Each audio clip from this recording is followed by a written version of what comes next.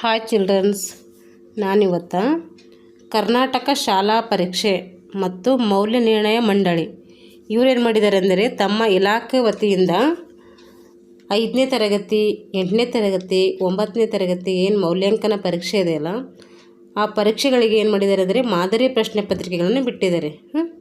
ಮಾದರಿ ಪ್ರಶ್ನೆ ಪತ್ರಿಕೆ ಅಂದರೆ ಪ್ರಶ್ನೆ ಪತ್ರಿಕೆ ಹೇಗಿರುತ್ತೆ ನಿಮಗೆ ಎಕ್ಸಾಮಲ್ಲಿ ಅಂಥೇಳಿ ಇದ್ರದ್ದು ಅರ್ಥ. ಮಾದರಿ ಅಂದರೆ ಇವಾಗ ನಾನು ಮೌಲ್ಯಾಂಕನ ಪರೀಕ್ಷೆ ಅಂದರೆ ಮೌಲ್ಯಾಂಕನ ಮಾದರಿ ಪ್ರಶ್ನೆ ಪತ್ರಿಕೆ ಮಾರ್ಚ್ 2024 ಅಂತ ಕೊಟ್ಟಿದ್ದಾರೆ. ಆ ಇಲಾಖೆ ಬಿಟ್ಟಿರುವಂತಹ ಪ್ರಶ್ನೆ ಪತ್ರಿಕೆಯನ್ನು ನಾನು ಇವತ್ತಿನ ತರಗತಿಯಲ್ಲಿ ಬಿಡಿಸ್ತೀನಿ.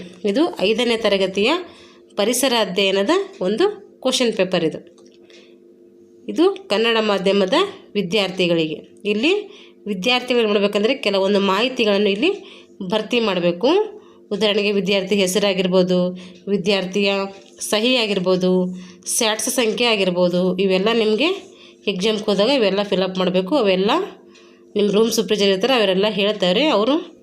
ಅವ್ರದ್ದು ಮಾಹಿತಿಯನ್ನು ಪಡ್ಕೊಂಡು ನೀವೇನು ಮಾಡಬೇಕು, ಇದೆಲ್ಲ ಫಿಲಪ್ ಮಾಡಬೇಕು.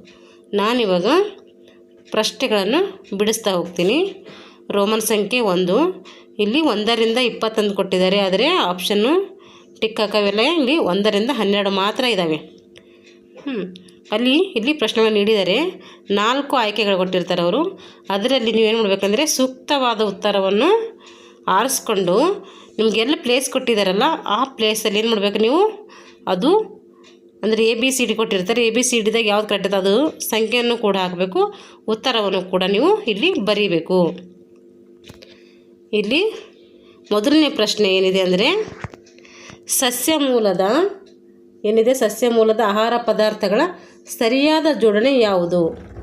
ಆಪ್ಷನ್ 1 ಬೆಣ್ಣೆ ಮತ್ತು ಮಜ್ಜಿಗೆ, ಆಪ್ಷನ್ B ಹಾಲು ಮತ್ತು ತುಪ್ಪ, ಆಪ್ಷನ್ C ಧಾನ್ಯಗಳು ಮತ್ತು ತರಕಾರಿ, ಆಪ್ಷನ್ D ಮೊಟ್ಟೆ ಮತ್ತು ಮಾಂಸ. ಬೆಣ್ಣೆ ಮತ್ತು ಮಜ್ಜಿಗೆ ನಮಗೆ ಎಲ್ಲಿ ಸಿಗುತ್ತೆ? ಸಸ್ಯದಿಂದ ಸಿಗುತ್ತೆ, ಪ್ರಾಣಿಯಿಂದ ಸಿಗುತ್ತೆ. ಅಂದರೆ ಇದು ಪ್ರಾಣಿಯಿಂದ ಸಿಗುತ್ತೆ. ಬೆಣ್ಣೆ, ಹಾಲು, ಮಜ್ಜಿಗೆ ಎಲ್ಲ ನಾವೇನು ಮಾಡ್ತೀವಿ, ಪ್ರಾಣಿಗಳಿಂದನೇ ಪಡ್ಕೋತೀವಿ. ಅಂದರೆ ಪ್ರಾಣಿಯಿಂದ ಸಿಗೋದು ಪ್ರಾಣಿಜನ್ಯವಾದರೆ ಸಸ್ಯದಿಂದ ಸಿಗೋದು ಸಸ್ಯಜನ್ಯ ಅಂತೇಳಿ ಕರಿತೀವಿ ನಾವು. ಅದಕ್ಕೆ ಇದು ಬೆಣ್ಣೆ ಮತ್ತು ಮಜ್ಜಿಗೆ ಪ್ರಾಣಿಯಿಂದ ಸಿಗೋದರಿಂದ ಇದೊಂದು ಪ್ರಾಣಿಜನ್ಯ ಆಹಾರ. ಹಾಲು ಮತ್ತು ತುಪ್ಪ ಇದು ಪ್ರಾಣಿಯಿಂದ ಸಿಗೋದರಿಂದ ಇದೂ ಕೂಡ ಪ್ರಾಣಿಜನ್ಯ ಆಹಾರ. ಮೊಟ್ಟೆ, ಮಾಂಸ ಇದನ್ನು ಕೂಡ ಪ್ರಾಣಿಯಿಂದ ಸಿಗೋದರಿಂದ ಇದೂ ಕೂಡ ಪ್ರಾಣಿಜನ್ಯ ಆಹಾರ. ಅವರು ಸಸ್ಯ ಮೂಲದ ಕೇಳಿದರಿಂದ ಧಾನ್ಯಗಳು ಮತ್ತು ತರಕಾರಿಗಳೇನಾಗುತ್ತೆ ಇಲ್ಲಿ ಸರಿಯಾದ ಉತ್ತರ ಆಗ್ತೈತೆ. ಅಂದರೆ ಧಾನ್ಯಗಳು ಮತ್ತು ತರಕಾರಿಗಳು ನಮಗೆ ಸಿಗುತ್ತೆ ಸಸ್ಯ ಮೂಲಗಳಿಂದ ಸಿಗುತ್ತೆ. ಅದಕ್ಕೋಸ್ಕರ ಇಲ್ಲಿ ಸರಿಯಾದ ಉತ್ತರ ಯಾವುದಂದರೆ ಇಲ್ಲಿ ಆಪ್ಷನ್ C ಆಗುತ್ತೆ. 2ನೇ ಕ್ವಶನ್ನು, ಬಾಲಕನೊಬ್ಬನಿಗೆ ಏನಿದೆ ಬೊಜ್ಜಿನ ಸಮಸ್ಯೆ ಇದೆ. ಬಾಲಕನಿಗೆ ಏನಿದೆ ಬೊಜ್ಜಿನ ಸಮಸ್ಯೆ ಇದೆ. ಅದಕ್ಕೋಸ್ಕರ ವೈದ್ಯರವನಿಗೆ ಏನು ಹೇಳ್ತಾರಂತೆ, ವೈದ್ಯರು ಯಾವ ಸಲಹೆಯಿಂದ ಅದರ ನಿವಾರಣೆ ಸಾಧ್ಯವಿಲ್ಲ, ಆದರೆ ಸಾಧ್ಯವಿದೆ ಅಂತೇಳಿ ಕೇಳಿಲ್ಲ, ಇಲ್ಲಿ ಸಾಧ್ಯ ಇಲ್ಲ ಅಂತೇಳಿ ಕೇಳಿದ್ದಾರೆ. ಕ್ವಶನ್ ಚೆನ್ನಾಗಿ ನೀಟಾಗಿ ಓದ್ಕೊಳ್ಬೇಕು, ಕ್ವಶನ್ ಅರ್ಥ ಮಾಡ್ಕೋಬೇಕು. ಫಸ್ಟ್ ಆಫ್ ಆಲ್ ಕ್ವಶನ್ ಅರ್ಥ ಆದರೆ ಮಾತ್ರ ನಮಗೆ ಆನ್ಸರ್ ಗೊತ್ತಾಗುತ್ತೆ. ಇಲ್ಲಿ ಸಾಧ್ಯವಿಲ್ಲ ಅಂತೇಳಿ ಕೇಳಿದ್ದಾರೆ. ಆಪ್ಷನ್ A ನಿಯಮಿತ ವ್ಯಾಯಾಮ ಮಾಡೋದರಿಂದ ಏನು ಮಾಡ್ಬೋದು, ಬೊಜ್ಜಿನ ಸಮಸ್ಯೆ ನಾವು ಕಡಿಮೆ ಮಾಡ್ಕೋಬೋದು. ಆಪ್ಷನ್ B ಪೋಷಕಾಂಶ ಭರಿತ ಆಹಾರ ಸೇವನೆ ಮಾಡೋದರಿಂದ ನಮಗೆ ಬೊಜ್ಜಿನ ಸಮಸ್ಯೆ ಕಡಿಮೆ ಮಾಡ್ಕೋಬೋದು. ನಿಗದಿತ ಸಮಯಕ್ಕೆ ಆಹಾರ ಸೇವನೆ ಮಾಡೋದರಿಂದ ನಮಗೇನಾಗುತ್ತೆ, ಅಲ್ಲೂ ಕೂಡ ಬೊಜ್ಜಿನ ಸಮಸ್ಯೆ ಕಡಿಮೆ ಆಗುತ್ತೆ. ಆದರೆ ಸಾಧ್ಯವಿಲ್ಲ ಅಂತ ಕೇಳಿದ್ದರಿಂದ ಇಲ್ಲಿ ಆಪ್ಷನ್ D ಸರಿಯಾದ ಉತ್ತರ ಆಗುತ್ತೆ. ಏಕೆಂದರೆ ಇಲ್ಲಿ ಜಂಕ್ ಫುಡ್ಗಳ ಅನಿಯಮಿತ ಬಳಕೆ, ಜಂಕ್ ಫುಡ್ಡನ್ನು ನಾವೇನು ಮಾಡಬಾರ್ದು, ತಿನ್ನಬಾರ್ದು. ಅದಕ್ಕೋಸ್ಕರ ಅದು ತಿನ್ನೋದೇ ಇದರಿಂದ ನಮಗೇನಾಗುತ್ತೆ, ಬೊಜ್ಜು ಕಡಿಮೆ ಆಗುತ್ತೆ. ಅದಕ್ಕೋಸ್ಕರ ಇಲ್ಲಿ ಯಾವುದು ಆನ್ಸರ್ ಕರೆಕ್ಟ್ ಆಗುತ್ತೆ ಅಂದರೆ ಆಪ್ಷನ್ D ಇಲ್ಲಿ ಏನಾಗುತ್ತೆ ಅಂದರೆ ಸರಿಯಾದ ಉತ್ತರ ಆಗುತ್ತೆ. ಜಂಕ್ ಫುಡ್ ಅಂದರೆ ಇವಾಗ ಪಾನಿಪುರಿ ಆಗಿರ್ಬೋದು, ಗೋಬಿ ಮಂಚೂರಿ ಆಗಿರ್ಬೋದು, ಇದು ಕಬಾಬ್ ಆಗಿರ್ಬೋದು, ಇವೆಲ್ಲ ಏನು ಜಂಕ್ ಫುಡ್ಗಳು. ಅವು ಜಾಸ್ತಿ ಸೇವಿಸೋದ್ರಿಂದ ನಮ್ಗೆ ಏನಾಗುತ್ತೆ, ಬೊಜ್ಜು ಜಾಸ್ತಿ ಆಗುತ್ತೆ. ಅದಕ್ಕೆ ಅವೆಲ್ಲ ಕಂಟ್ರೋಲ್ ಮಾಡಬೇಕು. ಇವಾಗ 3ನೇ ಕ್ವಶನ್ ವೈಯಕ್ತಿಕ ವಸತಿಯನ್ನು ಪ್ರತಿನಿಧಿಸುವ ಸರಿಯಾದ ಹೇಳಿಕೆ ಯಾವುದು? ವೈಯಕ್ತಿಕ ವಸತಿ ಅಂದರೆ ಒಬ್ಬ ವ್ಯಕ್ತಿಗೆ ಸಂಬಂಧಪಟ್ಟಂತಹ ವಸತಿ ಆಗಿರುತ್ತೆ. ವಸತಿ ಅಂದರೆ ಇಲ್ಲಿ ಮನೆ ಅಂತ ಅರ್ಥ. ಆಪ್ಷನ್ ಎ ಏನು ಕೊಟ್ಟಿದ್ದಾರೆ, ಕೇವಲ ಒಂದೇ ಕುಟುಂಬ ವಾಸವಾಗಿರುವ ಕಟ್ಟಡಕ್ಕೆ ಏನಂತೀವಿ ನಾವು ವಸತಿ ಕುಟುಂಬ ಅಂತೀವಿ. ಒಬ್ಬ ವ್ಯಕ್ತಿ ಆಗಿರ್ಬೋದು ಅಥವಾ ಅವರು ಗಂಡ ಹೆಂಡತಿ ಮಕ್ಕಳಾಗಿರ್ಬೋದು, ಒಬ್ಬರು ಇಬ್ಬರು ಮಕ್ಕಳಿದ್ರೆ ಅದಕ್ಕೇನಂತೀವಿ ಒಂದು ವೈಯಕ್ತಿಕ ವಸತಿ ಅಂಥೇಳಿ ಕರಿತೀವಿ. ಆಪ್ಷನ್ ಬಿ, ಹಲವು ಕುಟುಂಬಗಳು ಒಂದೆಡೆ ವಾಸಿಸುತ್ತವೆ. ಹಲವು ಕುಟುಂಬಗಳು ಸೇರಿದವೆ ಅಂದರೆ ಇಲ್ಲಿ ಏನಾಗುತ್ತೆ, ಸಮೂಹ ಅಂದರೆ ಸಾಮೂಹಿಕ ವಸತಿ ಆಗುತ್ತೆ. ಇಲ್ಲಿ ಕಡಿಮೆ ಭೂಮಿಯಲ್ಲಿ ಅತಿ ಹೆಚ್ಚಿನ ಜನಸಂಖ್ಯೆ ಅಲ್ಲಿ ಜನಿಸ್ತಾ ಇದ್ದಾರೆ ಅಂದರೆ ಅಥವಾ ವಾಸಿಸ್ತಾ ಇದ್ದಾರೆ ಅಂದರೆ ಅದು ಕೂಡ ಏನಾಗುತ್ತೆ, ಸಾಮೂಹಿಕ ವಸತಿ ಆಗುತ್ತೆ. ಮೂಲಭೂತ ಸೌಲಭ್ಯಗಳು ಎಲ್ಲ ಒಂದೇ ಕಡೆ ದೊರೀತವೆ ಅಂದರೆ ಅದು ಕೂಡ ಸಾಮೂಹಿಕ ವಸತಿ ಆಗ್ತೈತೆ. ಆದರೆ ಇಲ್ಲಿ ಸರಿಯಾದ ಉತ್ತರ ಅಂದರೆ ವೈಯಕ್ತಿಕ ವಸತಿ ಅಂದರೆ ಯಾವ ಹೇಳಿಕೆಯಲ್ಲಿ ಸೂಟೇಬಲ್ ಆಗುತ್ತೆ ಅಂದರೆ ಆಪ್ಷನ್ ಎ ಇಲ್ಲಿ ಸರಿಯಾದ ಉತ್ತರ ಆಗ್ತೈತೆ. ಅದಕ್ಕೆ ಇಲ್ಲಿ ಆಪ್ಷನ್ ಎ ನಾವು ಸರಿಯಾದ ಉತ್ತರ ಅಂಥೇಳಿ ಇಲ್ಲಿ ಗುರುತಿಸ್ತಾ ಇದ್ದೀವಿ. ಈಗ 4ನೇ ಪ್ರಶ್ನೆ, ಮಂಜುಗಡ್ಡೆ. ಇಲ್ಲಿ ಒಂದು ಮಂಜುಗಡ್ಡೆ ಕೊಟ್ಟಿದ್ದಾರೆ. ಅದು ಏನಾಗುತ್ತೆ, ಮಂಜುಗಡ್ಡೆ ಇದೊಂದು ಘನ ವಸ್ತು, ನೀರು ಇದೊಂದು ದ್ರವ ವಸ್ತು, ನೀರಾವಿ ಇದೊಂದು ಅನಿಲ. ಇದ್ರ ಮೇಲೆ ಒಂದು ಪ್ರಯೋಗ ಮಾಡಿದ್ದಾರೆ. ಅದು ಆ ಪ್ರಕ್ರಿಯೆ ಯಾವುದು ಸರಿಯಾದಂಥ ಹರಿವು ನಕ್ಷೆ ಅಂದರೆ ಮೇಲಿನ ಪ್ರಕ್ರಿಯೆಗೆ ಪ್ರತಿನಿಧಿಸುವ ಸರಿಯಾದ ಹರಿವು ಯಾವುದು ಕರೆಕ್ಟ್ ಇದೆ ಇಲ್ಲಿ ಅಂಥೇಳಿ 4 ಆಪ್ಷನಲ್ಲಿ ಕೊಟ್ಟಿದ್ದಾರೆ. ಆಪ್ಷನ್ ಎ, ಮಂಜುಗಡ್ಡೆ ಅಂದರೆ ಘನ, ಅದು ತಂಪು ಮಾಡಿದ್ದೀವಿ ಅಂದರೆ ತಂಪು ಮಾಡಿದಾಗ ದ್ರವ ಆಗುತ್ತಂತೆ. ದ್ರವವನ್ನು ನಾವು ತಂಪು ಮಾಡಿದಾಗ ಅನಿಲ ಆಗುತ್ತಂತೆ. ಇದು ಸರಿನಾ? ಇದು ರಾಂಗ್. ಘನ ಅಂದರೆ ಮಂಜುಗಡ್ಡೆ ಘನ, ಇಲ್ಲಿ ಬಿಸಿ ಮಾಡಿದಾಗ ಅನಿಲ ಆಗುತ್ತಂತೆ. ನಾವು ಬಿಸಿ ಮಾಡಿದಾಗ ಅದು ಅನಿಲ ಆಗಲ್ಲ, ದ್ರವ ಆಗುತ್ತೆ. ಮತ್ತು ಅನಿಲ ಬಿಸಿ ಮಾಡಿದಾಗ ಏನಾಗುತ್ತಂತೆ, ದ್ರವ ಆಗುತ್ತಂತೆ. ಈ ಹೇಳಿಕೆ ಕೂಡ ತಪ್ಪಾಗುತ್ತೆ. ಮಂಜುಗಡ್ಡೆ ಆದಂಥ ಘನ ಅದು ಬಿಸಿ ಮಾಡಿದಾಗ ದ್ರವ ಆಗುತ್ತಂತೆ, ದ್ರವ ಮತ್ತು ಬಿಸಿ ಮಾಡಿದಾಗ ಅನಿಲ ಆಗುತ್ತಂತೆ. ಇದು ಸರಿನಾ? ನೋಡಿ, ಇನ್ನೊಂದು ಆಪ್ಷನ್ ಇದೆ, ಇದೊಂದು ಓದಿ. ಮಂಜುಗಡ್ಡೆ ಆದಂತಹ ಘನ ತಂಪು ಮಾಡಿದಾಗ ಅನಿಲ ಆಗುತ್ತಂತೆ, ಮತ್ತೆ ಬಿಸಿ ಮಾಡಿದಾಗ ದ್ರವ ಆಗುತ್ತಂತೆ. ಅದರಲ್ಲಿ ಸರಿಯಾದ ಉತ್ತರ ಯಾವುದಾಗುತ್ತೆ ಇಲ್ಲಿ? ಆಪ್ಷನ್ ಸಿ ಇಲ್ಲಿ ಸರಿಯಾದ ಉತ್ತರ ಆಗುತ್ತೆ. ಏಕೆಂದರೆ ಮಂಜುಗಡ್ಡೆ ಆದಂಥ ಇದೊಂದು ಘನ ವಸ್ತು, ಅದು ಬಿಸಿ ಮಾಡಿದ್ವಿ ಅಂದರೆ ಏನಾಗುತ್ತೆ, ದ್ರವ ಆಗುತ್ತೆ, ಕರಗುತ್ತೆ ತಾನೆ, ಆವಾಗ ಅದು ದ್ರವ ರೂಪ ಬರುತ್ತೆ. ಮತ್ತು ಆ ನೀರು, ದ್ರವ ಅಂದರೆ ಇಲ್ಲಿ ನೀರಂತ ಅರ್ಥ, ಅದು ನಾವು ಬಿಸಿ ಮಾಡಿದೆವು ಅಂದ್ರೆ ಅವಾಗ ನೀರಾವಿ ಆಗುತ್ತೆ. ನಾವು ನೀರು ಕಾಸಿದಾಗ ಹೆಂಗೆ ಉಗ ಮೇಲೆ ಹೋಗುತ್ತಲ್ಲ, ಅದಕ್ಕೆ ನಾವು ನೀರಾವಿ ಅಂತೇಳಿ ಕರಿತೀವಿ.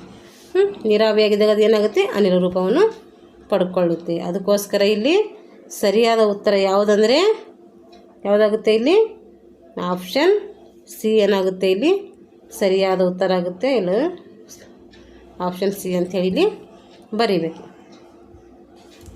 5ನೇ ಪ್ರಶ್ನೆ, ಮನೆಯಲ್ಲಿನ ಏನಾಗಿದೆ ಇಲ್ಲಿ? ನೀರಿನ ಪಾತ್ರೆಗೆ ಆಕಸ್ಮಿಕವಾಗಿ ಅಡುಗೆ ಎಣ್ಣೆಯು ಬೆರೆತಿದೆ. ಮನೆಯಲ್ಲಿ ಒಂದು ಏನಿದೆ, ನೀರಿನ ಪಾತ್ರೆ ಇದೆ, ಅದರಲ್ಲಿ ಏನಾಗಿದೆ, ಎಣ್ಣೆ ಚೆಲ್ಲಿದೆ. ಈ ಪ್ರಕ್ರಿಯೆಯ ಪರಿಣಾಮ ಮತ್ತು ಕಾರಣ ಏನು ಉಂಟಾಗುತ್ತೆ ಅಂತೇಳಿ. ಆಪ್ಷನ್ ಎ ಏನಿದೆ ಇಲ್ಲಿ, ನೀರಿನ ಸಾಂದ್ರತೆ ಕಡಿಮೆ ಇರುವುದರಿಂದ ಎಣ್ಣೆ ನೀರಿನ ಮೇಲಿದೆ. ನೀರಿನ ಸಾಂದ್ರತೆ ಕಡಿಮೆ ಇರಲ್ಲ, ಎಣ್ಣೆ ಹೋಲಿಸಿದರೆ ನೀರಿನ ಸಾಂದ್ರತೆ ಹೆಚ್ಚಾಗಿರುತ್ತೆ. ಅದಕ್ಕೆ ಅದು ತಪ್ಪಾದ ಉತ್ತರ. ಆಪ್ಷನ್ ಬಿ, ನೀರಿನ ಸಾಂದ್ರತೆ ಹೆಚ್ಚಾಗಿದೆ, ಇದು ಸರಿ. ಆದರೆ ಎಣ್ಣೆಯ ನೀರಿನ ತಳದಲ್ಲಿದೆ. ಎಣ್ಣೆ ನೀರಿನ ತಳದಲ್ಲಿರಲ್ಲ, ನೀರಿನ ಮೇಲೆ ಇರುತ್ತೆ, ಇದು ಕೂಡ ತಪ್ಪು. ಆಪ್ಷನ್ ಸಿ, ಎಣ್ಣೆಯ ಸಾಂದ್ರತೆ ಹೆಚ್ಚಾಗಿರೋದ್ರಿಂದ ನೀರಿನ ತಳದಲ್ಲಿದೆ. ಎಣ್ಣೆಯ ಸಾಂದ್ರತೆ ಹೆಚ್ಚಿರಲ್ಲ, ಈಗ ನೀರಿಗೆ ಹೋಲಿಸಿದರೆ ಎಣ್ಣೆಯ ಸಾಂದ್ರತೆ ಕಡಿಮೆ ಇದೆ, ಅದು ನೀರಿನ ತಳದಲ್ಲಿರಲ್ಲ, ಇದು ಕೂಡ ತಪ್ಪು. ಇವಾಗ ಆಪ್ಷನ್ ಡಿ ಏನಿದೆ, ಎಣ್ಣೆಯ ಸಾಂದ್ರತೆ ಕಡಿಮೆ ಇರುವುದರಿಂದ ಎಣ್ಣೆಯು ನೀರಿನ ಮೇಲಿದೆ. ಈ ಉತ್ತರ ಏನಾಗುತ್ತೆ, ನಮಗೆ ಸರಿಯಾಗುತ್ತೆ. ಎಂದು ಆಪ್ಷನ್ ಡಿ ಸರಿಯಾದ ಉತ್ತರ. ಎಣ್ಣೆಯ ಸಾಂದ್ರತೆ ಕಡಿಮೆ ಇರೋದ್ರಿಂದ ಎಣ್ಣೆಯು ಏನಿದೆ, ನೀರಿನ ಮೇಲೆ ತೇಲುತ್ತೆ. ನೀವು ಒಂದು ಲೋಟ ತಗೊಂಡು ಅದರಲ್ಲಿ ನೀರು ತಗೊಂಡು ಅದರಾಗ ಒಂದು 4-5 ಡ್ರಾಪ್ಸ್ ಎಣ್ಣೆ ಹಾಕಿದಾಗ ಅವಾಗ ಏನಾಗುತ್ತೆ, ಅದ್ರ ಮೇಲೆ ತೇಲುತ್ತೆ. ಆವಾಗ ನಮಗೆ ನೀರಿನ ಸಾಂದ್ರತೆ ಏನಾಗುತ್ತೆ, ಹೆಚ್ಚಾಗಿದೆ ಅಂತೇಳಿ ನಮಗೆ ಆ ಪ್ರಯೋಗದಿಂದ ನಾವು ತಿಳ್ಕೊಬೋದು. ಈಗ 6ನೇ ಪ್ರಶ್ನೆ, ಇದು ನೈಸರ್ಗಿಕ ಧಾತುವಿಗೆ ಒಂದು ಉತ್ತಮ ಉದಾಹರಣೆ. ನೈಸರ್ಗಿಕ ಧಾತು ಅಂದರೆ ಇಲ್ಲಿ ಯಾವ್ದು ಬರುತ್ತೆ ಅಂತ. 1ನೇ ಆಪ್ಷನ್ ಕಬ್ಬಿಣನ, ಆಪ್ಷನ್ ಬಿ ಪ್ಲೂಟೋನಿಯಂನ, ಆಪ್ಷನ್ ಸಿ ನೀರ, ಆಪ್ಷನ್ ಡಿ ಮಣ್ಣ. ಇಲ್ಲಿ ಸರಿಯಾದ ಉತ್ತರ ನೈಸರ್ಗಿಕ ಧಾತು ಅಂದ್ರೇ ನಮಗೆ ನೈಸರ್ಗಿಕ ಧಾತು ಅಂದ್ರೇ ಕೂಡ ನಮಗೆ ಕಬ್ಬಿಣ ಇಲ್ಲಿ ಸರಿಯಾದ ಉತ್ತರ ಆಗುತ್ತೆ. ಏಕೆಂದರೆ ನಿಸರ್ಗದತ್ತವಾಗಿ ಸಿಗ್ತೈತೆ ಇದು ಕಬ್ಬಿಣ. ಪ್ಲೂಟೋನಿಯಂ ಇದೊಂದು ಕೃತಕ ಧಾತು, ನೀರು ಒಂದು ಸಂಯುಕ್ತ ವಸ್ತು, ಯಾಕೆಂದರೆ ಇಲ್ಲಿ H2O ಇದೆ. ಮಣ್ಣು ಇದೊಂದು ಮಿಶ್ರಣ, ಇಲ್ಲಿ ಸಸ್ಯ ಮತ್ತು ಪ್ರಾಣಿ ಅವಶೇಷಗಳು ಇಲ್ಲಿ ಬೆರ್ತಿರ್ತವೆ. ಅದಕ್ಕೋಸ್ಕರ ಇದೊಂದು ಮಣ್ಣು ಒಂದು ಮಿಶ್ರಣ ಅಂತೇಳಿ ನಾವು ಹೇಳ್ಬೋದು. 7ನೇ ಪ್ರಶ್ನೆ, ಕಬ್ಬಿಣ ಮತ್ತು ಗಂಧಕಗಳು ಬೆರೆತಾಗ, ಕಬ್ಬಿಣ ಮತ್ತು ಗಂಧಕ ಎರಡೂ ವಸ್ತುಗಳು ಬೆರೆತಾಗ ಅವು ಮೂಲ ಲಕ್ಷಣಗಳನ್ನು ಉಳಿಸಿಕೊಳ್ತಾವಂತೆ. ಹಾಗಾದರೆ ಉಂಟಾದ ವಸ್ತು ಈ ಗುಂಪಿಗೆ ಸೇರುತ್ತದೆ. ಆಪ್ಷನ್ ಎ ಸಂಯುಕ್ತಗಳ, ಆಪ್ಷನ್ ಬಿ ಮಿಶ್ರಣನ, ಅಥವಾ ಆಪ್ಷನ್ ಸಿ ಧಾತುಗಳ, ಆಪ್ಷನ್ ಡಿ ಪರಮಾಣುನ. ಇಲ್ಲಿ ಸರಿಯಾದ ಉತ್ತರ ಯಾವುದಂದರೆ ಆಪ್ಷನ್ ಬಿ ಮಿಶ್ರಣ. ಇಲ್ಲಿ ಆಪ್ಷನ್ ಬಿ ಮಿಶ್ರಣ ಆಗುತ್ತೆ. ಸಂಯುಕ್ತ ಅಂದರೆ ನೀರು ಅಂತ ಅವಾಗ ಉದಾಹರಣೆ ಕೊಟ್ಟಿದ್ದೀನಿ. H2O, ನೀರಿನಲ್ಲಿ ಏನಿದೆ H2O ಇದೆ. ಹೀಗೆ ಒಂದು ವಸ್ತುವಿನಲ್ಲಿ ಎರಡು ಅಥವಾ ಎರಡಕ್ಕಿಂತ ಹೆಚ್ಚು ಪದಾರ್ಥಗಳಲ್ಲಿ ಬೆರೆತಿದ್ದಾವೆ ಅಂದರೆ ಅದು ಸಂಯುಕ್ತ. ಧಾತು ಅಂದರೆ ಒಂದು ವಸ್ತುವಿನ ಚಿಕ್ಕ ಕಡೆಗೆ ನಾವು ಧಾತು ಅಂತೇಳಿ ಕರಿತೀವಿ. ಪರಮಾಣು ಒಂದು ವಸ್ತುವಿನಲ್ಲಿ ಏನಿರ್ತವೆ ಪರಮಾಣು ಸಂಖ್ಯೆಗಳು ಕೂಡ ನಾವು ಕೊಟ್ಟಿರ್ತೀವಿ, ಅದು ಕೂಡ ಒಂದು ಪರಮಾಣು.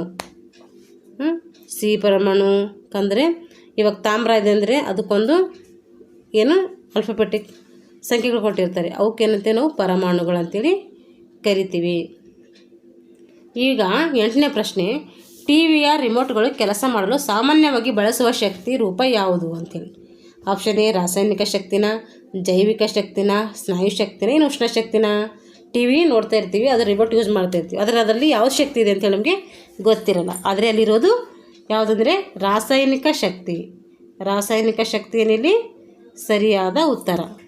ಅಲ್ಲಿ ವಿದ್ಯುತ್ ಶಕ್ತಿ ಥರ ಕೆಲಸ ಮಾಡ್ತಾ ಇರ್ತೈತೆ, ಅಲ್ಲಿ ನಾವು ಸಂಗ್ರಹಣೆ ಇರುತ್ತೆ, ಅಲ್ಲಿ ಆ ಶಕ್ತಿ ರಾಸಾಯನಿಕ ಶಕ್ತಿ ಇರುತ್ತೆ. ಅದು ನಾವು ಕೃತಕವಾಗಿ ಅಲ್ಲಿ ಏನು ಮಾಡಲ್ಲ, ಆದರೆ ಅದರ ತಂತಾನೇ ವರ್ಕ್ ಮಾಡ್ತಾ ಇರುತ್ತೆ. ಮೊದಲನೇ ಅದರಲ್ಲಿ ಏನಾಗಿರುತ್ತೆ ರಾಸಾಯನಿಕ ಶಕ್ತಿ ಸಂಗ್ರಹಣೆ ಆಗಿರುತ್ತೆ.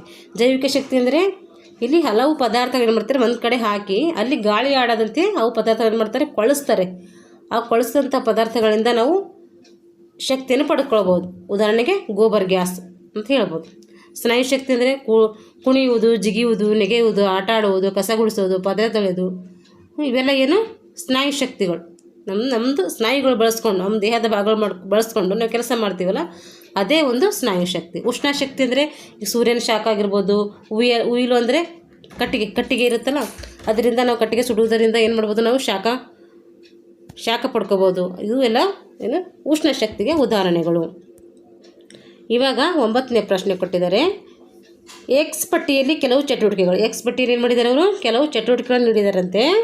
ಮತ್ತು ವೈ ಪಟ್ಟಿಯಲ್ಲಿ ಅದರಿಂದ ಉಳಿಸಬಹುದಾದ ಶಕ್ತಿಯ ಆಕಾರ ಏನಿದೆ, ಏನು ಉಳಿಸ್ಕೋಬೋದು ನಾವು ಇದರಿಂದ ಅಂಥೇಳಿ ಅವ್ರು ಕೊಟ್ಟಿದ್ದಾರೆ. ಅವುಗಳು ಸರಿಯಾದ ಜೋಡಣೆಯನ್ನು ನಾವು ಏನು ಮಾಡಬೇಕು, ಈಗ ಬಿಡಿಸ್ಬೇಕು. ಈಗ ನೀವು ಹತ್ತಿರದ ಸ್ಥಳಗಳಿಗೆ ಹತ್ತಿರ ಸ್ಥಳಗಳಿಗೆ ಹೋಗೋದ್ರಿಂದ ಇಂಧನ ಉಳಿತಾಯ ಆಗುತ್ತಂತೆ, ಸರಿನಾ? ಹೌದು. ನಾವು ಹತ್ತಿರದ ಸ್ಥಳಗಳು ನಡ್ಕೊಂಡು ಹೋದರೆ ಅಲ್ಲಿ ಇಂಧನವನ್ನು ನಾವು ಉಳಿಸ್ಕೋಬೋದು ಕಾಲ್ನಡಿಗೆ ಮೂಲಕ ಹೋಗುವುದರಿಂದ. ಬಿಸಿಲಲ್ಲಿ ಕೂದಲು ಒಣಗಿಸೋದ್ರಿಂದ ವಿದ್ಯುತ್ ಶಕ್ತಿ ಉಳಿಸ್ಕೋಬೋದಂತೆ. ಇದು ಪ್ರಶ್ನೆ ಸ್ವಲ್ಪ ಕಾಂಪ್ಲಿಕೇಟೆಡ್ ಇದೆ, ಅಂದರೆ ಸ್ವಲ್ಪ ಟಫ್ ಇದೆ, ಟ್ವಿಸ್ಟ್ ಇದೆ. ಅದು ನೀವು ಸರಿಯಾಗಿ ಅರ್ಥ ಮಾಡಿಕೊಂಡು ಪ್ರಶ್ನೆ ಒಂದಿಲ್ಲ 2 ಸರಿ ಓದ್ಕೊಂಡು ಉತ್ತರಿಸಬೇಕು. ಬಿಸಿಲಲ್ಲಿ ಕೂದಲು ಒಣಗಿಸೋದ್ರಿಂದ ನಮಗೇನಾಗುತ್ತೆ, ವಿದ್ಯುತ್ ಶಕ್ತಿ ಉಳಿಸ್ಕೊಂಡಾಗುತ್ತೆ. ನಾವು ಫ್ಯಾನ್ ಹಾಕಲ್ದೇ ಹೋಗಿ ಬಿಸಿಲು ನಿಂತ್ಕೊಂಡ್ರೆ ಅಲ್ಲಿ ಕೂದಲು ಆರೋಗುತ್ತೆ, ಅದು ಅಲ್ಲಿ ವಿದ್ಯುತ್ ನಾವು ಉಳಿಸ್ಕೊಂಡಂಗಾಯ್ತು. ಮಡಿಕೆಯಲ್ಲಿ ನೀರು ತಂಪಾಗಿಸುವುದು ಇಂಧನ ಶಕ್ತಿ ಉಳಿತದ. ಮಡಿಕೆಯಲ್ಲಿ ನಾವು ನೀರಿಗೆ ಹಾಕ್ಕೊಂಡು ಅಂದರೆ ನಮ್ಗೆ ಕೋಲ್ಡ್ ನೀರು ಬೇಕಾಗಿದ್ದಾವೆ, ಆವಾಗ ಮಡಿಕೆಯಲ್ಲಿ ನೀರಿಟ್ಟು ನೀರು ಕುಡಿತಾ ಇರ್ತೀವಿ ನಾವು ಮನೆಯಲ್ಲಿ, ಆವಾಗ ನಾವು ಅಲ್ಲಿ ಇಂಧನ ಶಕ್ತಿ ಉಳಿಸ್ತಿದ್ದೇವ. ಅದಕ್ಕೆ ಇಲ್ಲಿ ನಾವು ಇಂಧನ ಶಕ್ತಿಯನ್ನು ಯೂಸ್ ಮಾಡ್ತಾ ಇಲ್ಲ, ಇಲ್ಲಿ ಯಾವುದೇ ಶಕ್ತಿ ಯೂಸ್ ಆಗ್ತಾ ಇಲ್ಲ. ಅದಕ್ಕೋಸ್ಕರ ಇಲ್ಲಿ ಯಾವುದು ಸರಿಯಾದಂದರೆ ಇನ್ನೊಂದು ಆಪ್ಷನ್ ಇದೆ, ಓದ್ತೀನಿ ಅಂತ ಕೇಳಿ. ಮೊಬೈಲ್ ಫೋನ್ ಕಡಿಮೆ ಬಳಸೋದ್ರಿಂದ ನಾವು ರಾಸಾಯನಿಕ ಶಕ್ತಿ ಉಳಿಸ್ಬೋದಂತೆ. ಹೌದು, ಇಲ್ಲಿ ನಾವು ವಿದ್ಯುತ್ತನ್ನು ಉಳಿಸ್ಕೊಳ್ಳುವುದರಿಂದ ಇಲ್ಲಿ ನಮ್ಗೆ ಏನಾಗುತ್ತೆ ಅಂದರೆ ಇಲ್ಲಿ ವಿದ್ಯುತ್ ಶಕ್ತಿ ಉಳಿತಾಯ ಆಗುತ್ತೆ. ಆದರೆ ನಾವು ಮಡಿಕೆಯಲ್ಲಿ ನೀರು ತಂಪಾಗಿಸೋದು ನಮಗೆ ಯಾವುದೇ ರೀತಿಯಾದಂತಹ ವಿದ್ಯುತ್ ಶಕ್ತಿ ಆಗಲಿ ಯಾವ ಶಕ್ತಿ ಆಗಲಿ ಇಲ್ಲಿ ಬಳಕೆ ಆಗಿಲ್ಲ. ಅದಕ್ಕೋಸ್ಕರ ಇಲ್ಲಿ ಇಂಧನ ಶಕ್ತಿನ ಉಳಿಸ್ತೇವೆ ಅಂತ ಹೇಳೋಕ್ಕಾಗಲ್ಲ, ಇದು ತಂತಾನೇ ಕೋಲ್ಡ್ ಆಗ್ತಾ ಇದೆ. ಅದಕ್ಕೋಸ್ಕರ ಇಲ್ಲಿ ಸರಿಯಾದ ಉತ್ತರ ಯಾವುದಂದರೆ ಆಪ್ಷನ್ ಸಿ ಏನಾಗುತ್ತೆ, ಇಲ್ಲಿ ಸರಿಯಾದಂತಹ ಉತ್ತರ ಆಗುತ್ತೆ. ಇವಾಗ 10ನೇ ಪ್ರಶ್ನೆ, ಸೂರ್ಯನಿಗೆ ಅತ್ಯಂತ ಹತ್ತಿರದಲ್ಲಿರೋ ಗ್ರಹಗಳು. ಒಟ್ಟು ಗ್ರಹಗಳು ಎಷ್ಟಿದ್ದಾವೆ? 8 ಇದ್ದಾವೆ. 8 ಬಗ್ಗೆನೂ ಕೂಡ ನಿಮಗೆ ತಿಳಿದಿರಬೇಕು. ನಾನು ಇದಕ್ಕೊಂದು ಸೂತ್ರ ಕೂಡ ಹೇಳಿದ್ದೀನಿ ಶಾಲೆಯಲ್ಲಿ. ಆ ಸೂತ್ರವನ್ನು ನಾವೇನು ಮಾಡಬೇಕು, ಇಲ್ಲಿ ನೆನಪಿಸ್ಕೊಳ್ಬೇಕು. ಇನ್ನೊಂದು ಸರಿ ಹೇಳ್ತೀನಿ, ಕೇಳ್ಕೊಳ್ಳಿ. ಸೂತ್ರ ಏನಂದರೆ 8 ಗ್ರಹಗಳಿಗೆ ಸೂತ್ರ ಹೇಳ್ತೀನಿ. ಭೂ ಶು ಭೂ, ಮಗು ಶ ಯು ನೆ ಅಂದರೆ ಬುಧ, ಶುಕ್ರ, ಭೂಮಿ, ಮಂಗಳ, ಗುರು, ಶನಿ, ಯುರೇನಸ್, ನೆಪ್ಚೂನ್. ಒಟ್ಟು 8 ಗ್ರಹಗಳಿವೆ. ಮೊದಲೆಲ್ಲ 9 ಗ್ರಹಗಳಿವೆ, ಆದರೆ ಒಂದು ಗ್ರಹ ತೆಗೆದಿದೆ, ಅದು ಪ್ಲೂಟೋ ಗ್ರಹ ತೆಗೆದಿದ್ದಾರೆ. 2006ರಲ್ಲಿ ತೆಗೆದಿದ್ದಾರೆ. ಏಕೆಂದರೆ ಅದರ ಕಾರ್ಯ ಏನಿಲ್ಲ ಅಂಥೇಳಿ ಅದು ತೆಗೆದಿದ್ದಾರೆ. ಹಾಗಾದರೆ ಇಲ್ಲಿ ಸೂರ್ಯನಿಗೆ ಏನಿದೆ, ಸೂರ್ಯನಿಗೆ ಸಮೀಪದಲ್ಲಿರುವ ಗ್ರಹ ಯಾವುದು ಅಂಥೇಳಿ ಕೇಳಿದರೆ, ಇಲ್ಲಿ ಸೂರ್ಯ ಇದ್ದಾನೆ. ಸೂರ್ಯ ತಾನೇ ಇವನು, ಸೂರ್ಯ ಅಂತ ತಿಳ್ಕೊಬೇಕು. ಇಲ್ಲಿ ಎಷ್ಟಿದ್ದಾವೆ ಗ್ರಹಗಳಿದ್ದಾವೆ? ಎಷ್ಟು ಗ್ರಹಗಳಿದ್ದಾವೆ? ಒಟ್ಟು 8 ಗ್ರಹಗಳಿದ್ದಾವೆ ಅಂತ ತಿಳ್ಕೊರಿ. 8 ಗ್ರಹಗಳಿದ್ದಾವೆ. 8 ಗ್ರಹದಲ್ಲಿ ಅತಿ ಸಮೀಪವಿರುವಂಥ ಗ್ರಹ ಯಾವುದು? ಬುಧ ಗ್ರಹ. ಅಲ್ಲಿ ಸೂತ್ರ ಹೇಳಿದಂತಾನೆ ಭೂ, ಶೂ, ಭೂ, ಮಗು ಅಂತೇಳಿ. ಅದಕ್ಕೆ ಫಸ್ಟ್ ಯಾವುದು ಬಂದಿದೆ? ಇಲ್ಲಿ ಭೂ ಬಂದಿದೆ ತಾನೆ. ಅದಕ್ಕೆ ಇಲ್ಲಿ ಏನಿದೆ ಅಂದರೆ ಬುಧ ಸರಿಯಾದಂತಹ ಉತ್ತರ. ಇಲ್ಲಿ ಆಪ್ಷನ್ ಬಿ ಬುಧ. ಸೂರ್ಯನಿಗೆ ಅತ್ಯಂತ ಸಮೀಪದಲ್ಲಿರುವ ಗ್ರಹ ಯಾವುದು? ಬುಧ. ಇಲ್ಲಿ ಸಮೀಪ ಇರೋದು ಕೇಳಿದರೆ, ಆಮೇಲೆ ಎಕ್ಸಾಮಲ್ಲಿ ನಿಮಗೆ ದೂರ ಇರೋದು ಕೇಳ್ತಾರೆ. ಅಥವಾ ಸೂರ್ಯನಿಂದ ಭೂಮಿಗೆ ಎಷ್ಟನೇ ಸ್ಥಾನದಲ್ಲಿದೆ, ಮಂಗಳ ಎಷ್ಟನೇ ಸ್ಥಾನದಲ್ಲಿದೆ, ಶುಕ್ರ ಯಾವ ಸ್ಥಾನದಲ್ಲಿದೆ, ಹೀಗೆಲ್ಲ ಕೇಳ್ತಾರೆ. ಅದಕ್ಕೆ ಎಲ್ಲ ಬಗ್ಗೆ ನೀವು ತಿಳ್ಕೊಬೇಕಂದ್ರೆ ಆ ಸೂತ್ರವನ್ನು ನೀವು ಖಂಡಿತವಾಗ್ಲೂ ನೆನ್ಪಿಟ್ಕೊಳ್ಬೇಕು. ಇವಾಗ 11ನೇ ಪ್ರಶ್ನೆ. ಹಿಮಾಲಯ ಪರ್ವತದ ತಗ್ಗು ಭಾಗಗಳಲ್ಲಿರುವ ಸಮತಟ್ಟಾದ ನೀಳ ಹಾಗೂ ವಿಶಾಲವಾದ ಭೂಗಳ ಭಾಗಗಳಿಗೆ ನಾವು ಏನಂತ ಕರಿತೀವಿ ಅಂತೇಳಿ. ಇಲ್ಲಿ ಸರಿಯಾದ ಉತ್ತರ ಯಾವುದಂದರೆ, ಫಸ್ಟ್ ಸರಿಯಾದ ಉತ್ತರ ಹೇಳ್ತೀನಿ ಕೇಳಿ. ಆಪ್ಷನ್ ಸಿ ಡೂನ್ಗಳು ಅಥವಾ ಡೂನ್ಸ್ಗಳು ಅಂತೇಳಿ ಕರಿತೀವಿ. ಏನು, ಹಿಮಾಲಯದ ಪರ್ವತ ಇರುತ್ತಲ್ಲ, ಅದರ ತಗ್ಗಾದ ತಳಭಾಗದಲ್ಲಿ ಸಮತಟ್ಟಾದ ನೀಳ ಮತ್ತು ವಿಶಾಲವಾದ ಭೂಭಾಗ ಇರುತ್ತೆ. ಅದಕ್ಕೆ ನಾವು ಡೂನ್ಗಳನ್ನು, ಉದಾಹರಣೆಗೆ ಡೆಹ್ರಾಡೂನ್ ಆಗಿರ್ಬೋದು, ಇವೆಲ್ಲ ಏನು ಡೂನ್ಗಳಿಗೆ ಉದಾಹರಣೆ. ಪರ್ವತ ಶ್ರೇಣಿ, ಪರ್ವತದ ಅತ್ಯಂತ ತುದಿ ಶ್ರೇಣಿ ಅಂತ ಕರಿತೀವಿ, ಪರ್ವತ ಶ್ರೇಣಿ ಅಂತ ಕರಿತೀವಿ. ಅರಾವಳಿ ಬೆಟ್ಟ, ಇದು ಭಾರತದಲ್ಲಿ ಕಂಡು ಬರ್ತದೆ. ಪರ್ವತ ಶಿಖರ, ಮೌಂಟ್ ಎವರೆಸ್ಟ್ ಆಗಿರ್ಬೋದು, ಕಾಂಚನಜುಂಗ ಆಗಿರ್ಬೋದು, K2 ಆಗಿರ್ಬೋದು, ಇವೆಲ್ಲ ಏನು ಮೌಂಟ್ ಅಂದರೆ ಪರ್ವತ ಶಿಖರಗಳಿಗೆ ಉದಾಹರಣೆ ಆಗ್ತವೆ. 12ನೇ ಪ್ರಶ್ನೆ. ಇದು ಒಂದು ಕೇಂದ್ರಾಡಳಿತ ಪ್ರದೇಶವಲ್ಲ. ಒಟ್ಟು ಕೇಂದ್ರಾಡಳಿತ ಪ್ರದೇಶಗಳು ನಮ್ಮದು ಏನಿದೆ, ನಮ್ಮ ಭಾರತದಲ್ಲಿ 8 ಕೇಂದ್ರಾಡಳಿತ ಪ್ರದೇಶಗಳಿವೆ. ಅವು 8 ನಿಮಗೆ ಗೊತ್ತಿದ್ರೆ ಮಾತ್ರ ಇಲ್ಲಿ ಆನ್ಸರ್ ಮಾಡೋಕ್ಕಾಗ್ತೈತೆ. ಇದು ಕೂಡ ನಾನು ಹೇಳಿದ್ದೀನಿ ತರಗತಿಯಲ್ಲಿ. ಆಪ್ಷನ್ ಏನಿದೆ ಇಲ್ಲಿ, ದಿವ್ ಮತ್ತು ದಮನ್ ಇದೊಂದು ಕೇಂದ್ರಾಡಳಿತ ಪ್ರದೇಶ, ಪುದುಚೇರಿ ಒಂದು ಕೇಂದ್ರಾಡಳಿತ ಪ್ರದೇಶ, ಚಂಡೀಗಢ ಇದೊಂದು ಕೇಂದ್ರಾಡಳಿತ ಪ್ರದೇಶ. ಆದರೆ ಮಣಿಪುರ ಇದೇನಿದೆ ಒಂದು, ಮಣಿಪುರ ಇದೊಂದು ರಾಜ್ಯ ಇದೆ, ಅದಕ್ಕೋಸ್ಕರ ಇದು ಕೇಂದ್ರಾಡಳಿತ ಪ್ರದೇಶ ಆಗಲ್ಲ. ಅದಕ್ಕೋಸ್ಕರ ಇಲ್ಲಿ ಸರಿಯಾದ ಉತ್ತರ ಯಾವುದಾಗುತ್ತೆ? ಡಿ ಸರಿಯಾದ ಉತ್ತರ. ಈ ಬಾಕ್ಸಲ್ಲಿ ಬರೀಬೇಕು, ನಾನಿಲ್ಲಿ ಹಿಂಗೆ ಬರಿತಾ ಇದ್ದೀನಿ. ಅದೇ ನೀವು ಬಾಕ್ಸಲ್ಲಿ ಕರೆಕ್ಟಾಗಿ ABCD ಯಾವ್ದು ಆನ್ಸರ್ ಇರುತ್ತೆ ಅದು ಮೆನ್ಷನ್ ಮಾಡಿ ಆಮೇಲೆ ಉತ್ತರ ಬರೀಬೇಕಿಲ್ಲಿ. ಇವಾಗ ಇಲ್ಲಿ ರೋಮನ್ ಸಂಖ್ಯೆ 1ರಲ್ಲಿ 1ರಿಂದ 12 ಪ್ರಶ್ನೆಗಳು ಮುಗಿದು, ಒಂದೊಂದಕ್ಕೆ ಒಂದೊಂದು ಉತ್ತರ ಇರುತ್ತೆ. ಕರೆಕ್ಟಾಗಿ ಓದ್ಕೊಂಡು ನೀವು ಇದರಲ್ಲೇ ಸ್ಕೋರ್ ಮಾಡ್ಕೋಬೇಕು ಬೇಗ. ಏಕೆಂದರೆ ಮುಂದಿನದೆಲ್ಲ ಬರೆಯೋದಿರುತ್ತೆ, ರೈಟಿಂಗ್ ಇರುತ್ತೆ, ಅಲ್ಲಿ ಸ್ಕೋರ್ ಮಾಡೋಕ್ಕಾಗಲ್ಲ. ರೋಮನ್ ಸಂಖ್ಯೆ 2 13ರಿಂದ 24ರವರೆಗಿನ ಪ್ರಶ್ನೆಗಳಿಗೆ ನಿಗದಿಪಡಿಸುವ ಸ್ಥಳದಲ್ಲಿ ಉತ್ತರ ನೀವು ಬರೀಬೇಕು. ಏನೇನು ಉತ್ತರ ಬರೀಬೇಕಂತ ನೋಡಿರಿ. ಇಲ್ಲಿ ಒಂದು ಶೀತಕ ಸಂಗ್ರಹಣೆ ವ್ಯವಸ್ಥೆ ಇದೆ. ಶೀತಕ ಸಂಗ್ರಹಣೆ ವ್ಯವಸ್ಥೆ ಇಲ್ಲದ ಮನೆಯಲ್ಲಿ, ಶೀತಕ ಸಂಗ್ರಹಣೆ ಅಂದ್ರೆ ಏನು, ಇದೊಂದು ಫ್ರಿಡ್ಜ್, ರೆಫ್ರಿಜಿರೇಟರ್. ಆ ಮನೆಯಲ್ಲಿ ಅದು ಇಲ್ಲ, ನಮ್ಮ ಮನೆಯಲ್ಲಿ ಇಲ್ಲ ಅಂತ ತಿಳ್ಕೊರಿ, ರೆಫ್ರಿಜಿರೇಟರ್. ಅವಾಗ ನಿಮ್ಮ ಮನೆಯಲ್ಲಿ ರೆಫ್ರಿಜಿರೇಟರ್ ಇಲ್ಲ ಅಂತಂದರೆ ನೀವು ಆಹಾರವನ್ನು ಹೆಂಗೆ ಸಂರಕ್ಷಣೆ ಮಾಡ್ಕೊಳ್ತೀರಿ ಅಂತೇಳಿ ಇಲ್ಲಿದೆ. ರೆಫ್ರಿಜಿರೇಟರ್ ಇದ್ದಲ್ಲಿ ಯಾವುದು ಆಹಾರ ಪದಾರ್ಥಗಳನ್ನ ಉಳಿಸ್ಕೋಬೋದು. ಆದರೆ ಇಲ್ಲದೆ ಇರೋವಂಥದ್ದಲ್ಲಿ ನಾವು ಏನು ಉಳಿಸ್ಕೋಬೋದು, ಅಲ್ಲಿ ಏನು ಸಂಗ್ರಹಣೆ ಮಾಡ್ಕೋಬೋದು ಅಂತಂದರೆ ಹೆಂಗೆ ಮಾಡ್ಕೋಬೇಕಂತ ಉದಾಹರಣೆ ಸಹಿತ ಬರೀಬೇಕು. ಇಲ್ಲಿ ಬೇರೆ ಪೆನ್ ತೊಗೋತೀನಿ, ವೇಟ್ ಮಾಡಿ ಸ್ವಲ್ಪ.